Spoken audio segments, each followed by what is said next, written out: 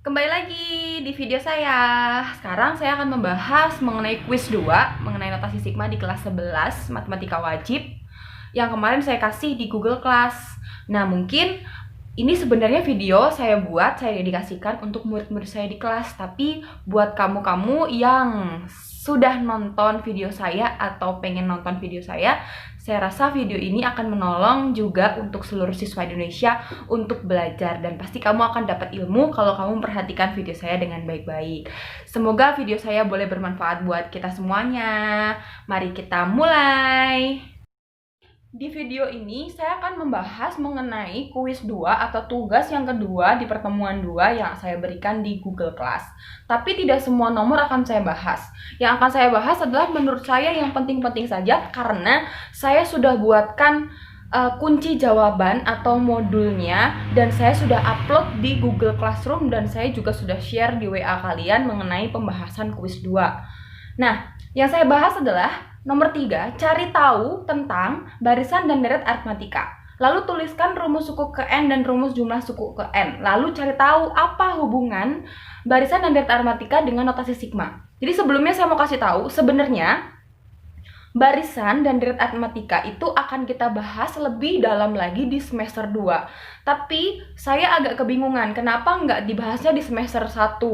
Menurut muatan kurikulum 2013, saya hanya mengikuti apa yang ada di muatan silabus. Jadi tapi tetap notasi sigma, induksi matematis, dan barisan dan deret itu saling berhubungan. Jadi kalian harus ingat lagi. Walau bagaimanapun juga materi ini sudah pernah dibahas di SMP kelas 9. Oleh sebab itu saya hanya akan sedikit mengulang. Barisan dan deret aritmatika itu definisinya adalah barisan dan deret yang memiliki selisih antar suku tetap, selisih antar sukunya sama. Itu aja poin pentingnya. Kalau kalian masih ingat, rumus suku ke N-nya adalah A plus N min 1B. Sedangkan rumus jumlahnya atau untuk mencari jumlah barisannya, kita bisa menggunakan dua rumus, N per 2 kali A plus UN, atau kita bisa pakai SN sama dengan N per 2, 2A plus N min 1B. Nah, ini informasi mengenai barisan dan deret aritmatika. Saya berikan contoh soalnya atau contoh deretnya. Misalnya saya punya yang pertama 2 tambah 4 tambah 6 tambah 8 tambah titik-titik tambah 100. Coba kita perhatikan di sini, selisih antar sukunya itu 2. 2 ke 4 selisih 2, 4 ke 6 juga selisih 2, 6 ke 8 juga selisih 2. Sebelum 100 pasti di sini ada angka 98. Ini juga selisih antar sukunya adalah 2. Jadi yang disebut dengan barisan aritmatika itu adalah barisan yang memiliki selisih antar suku sama. Contoh 1 tambah 2 tambah 3 tambah 4 dan seterusnya. Ini juga merupakan barisan aritmatika. Lalu yang lebih dalam lagi kalian harus pahami adalah apa hubungannya dengan notasi sigma. Nah, itulah yang mari kita berpikir kritis. Oke, kalian perhatikan baik-baik, saya akan hapus papan tulisnya, saya akan ambil satu contoh di contoh 1 ini untuk menunjukkan apa hubungan dari barisan dan deret aritmatika dengan notasi sigma. Berikut sudah saya tuliskan kembali contoh yang pertama tadi mengenai contoh deret aritmatika. 2 tambah 6 tambah 8 tambah 10 titik-titik sampai tambah 98 sampai tambah 100. Di sini kita mendapatkan beberapa informasi. Yang pertama adalah kita tahu bahwa A itu nilainya 2. A itu adalah suku ke 1 atau suku pertama. Selain itu, apa yang kita bisa dapatkan dari deret ini? Selisih antar sukunya, yaitu 2. Selisih antar suku atau kita sering sebut beda. Apalagi yang mau kita ketahui dari deret ini? Oh iya, suku terakhir. Suku terakhirnya adalah 100. Nah, untuk menunjukkan hubungannya dengan notasi sigma, saya memberikan perintah atau memberikan soal seperti ini. Ubahlah deret bilangan berikut ini ke dalam bentuk notasi sigma. Saya mau merubah ini ke dalam bentuk notasi sigma.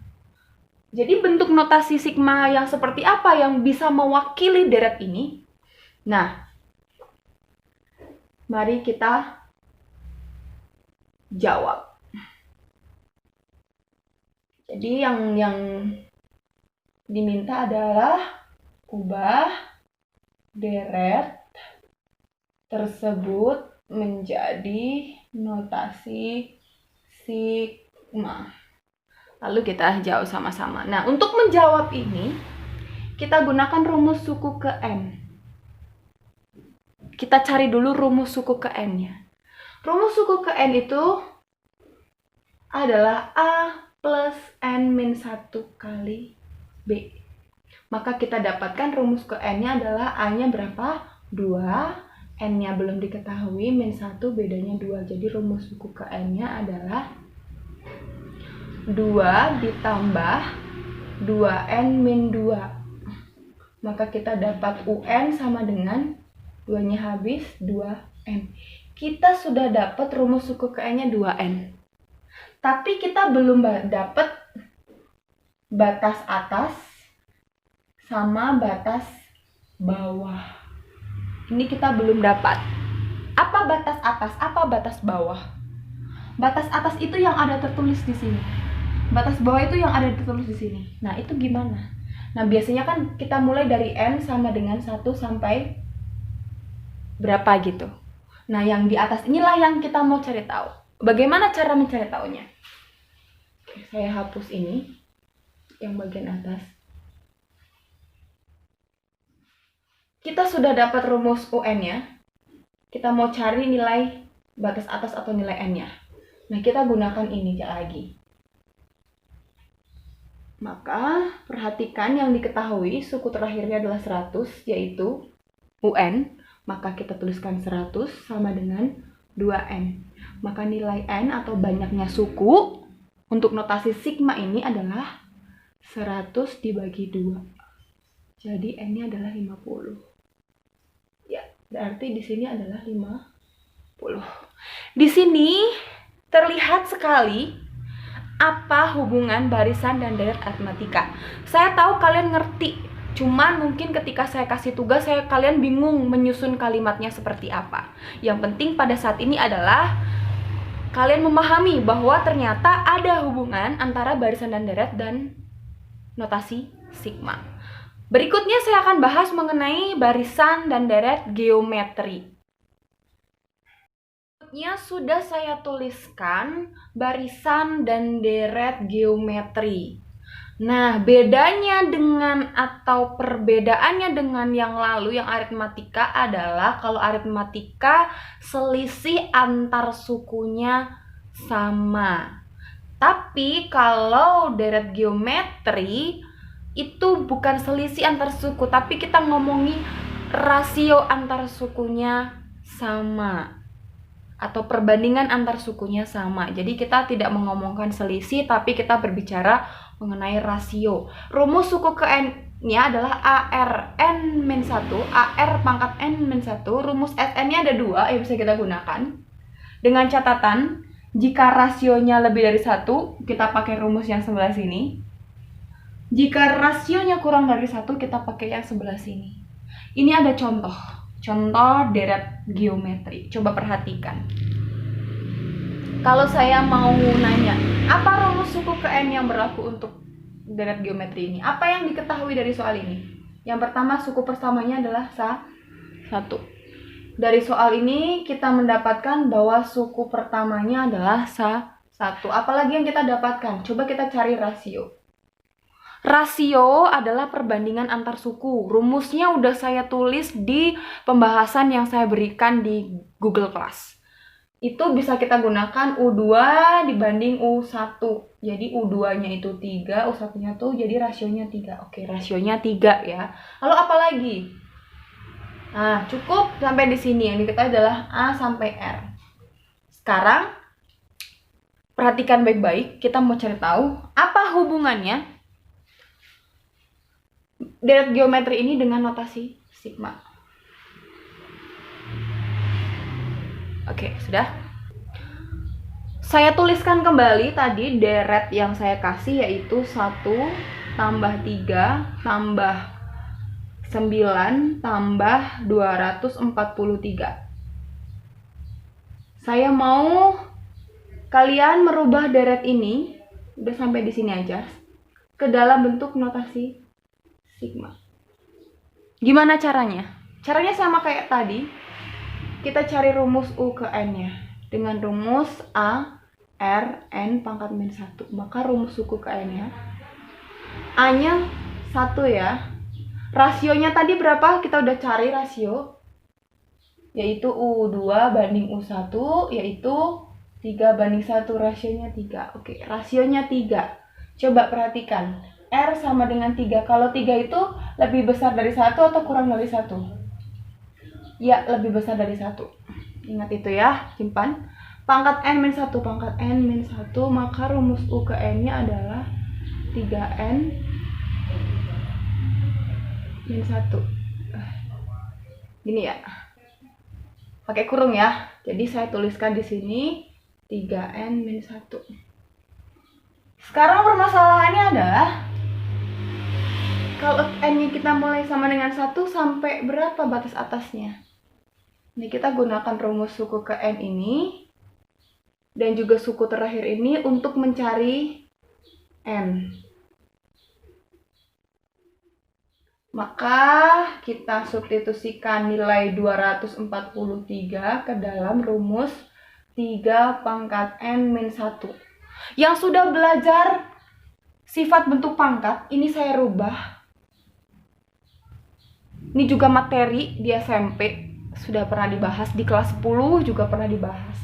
Ini saya rubah jadi 3 pangkat N per 3, bukan 3N, tapi 3 pangkat 1 aja, 3 kayak gini.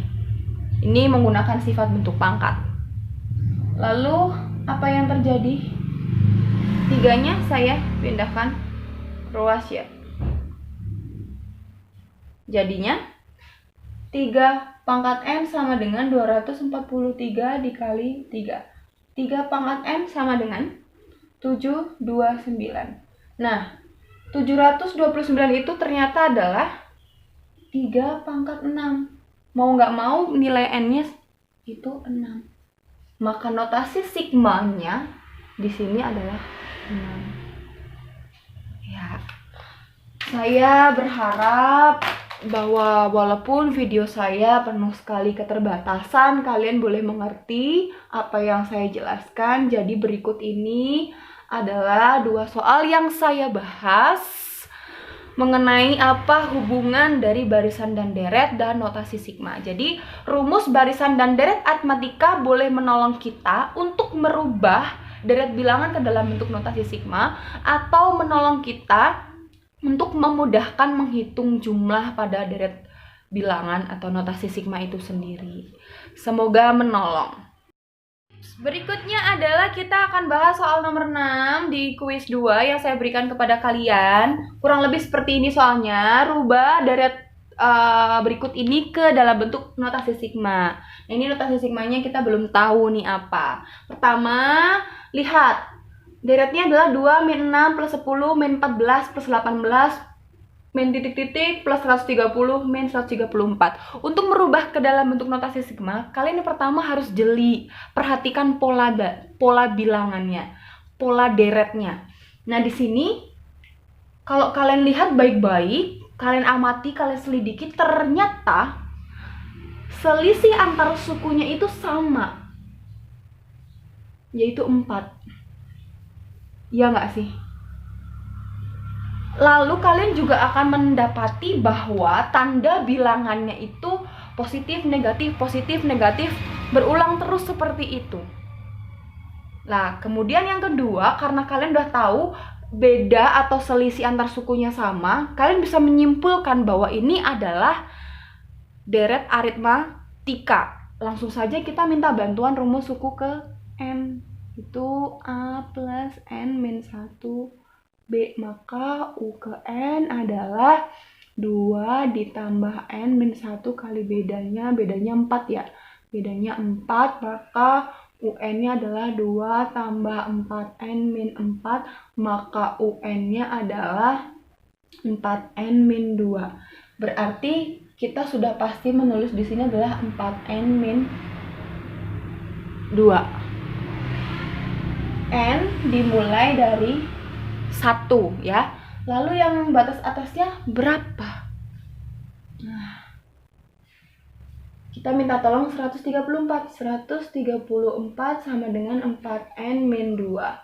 134 tambah 2 sama dengan 4N. 4N sama dengan 136. N sama dengan 136 per 4. Berarti N sama dengan 30. Oh, ternyata di sini adalah 34. Tapi belum selesai sampai di sini. Pertanyaannya adalah, kan Miss pola bilangannya itu tandanya positif negatif. Nah, kalian ingat di sini waktu pelajaran kelas 10 sifat bentuk pangkat, kalau saya punya pangkat min 1 pangkat N ini genap 2N. 2N itu pasti bilangan genap 2N. Dalam arti N genap ya ini.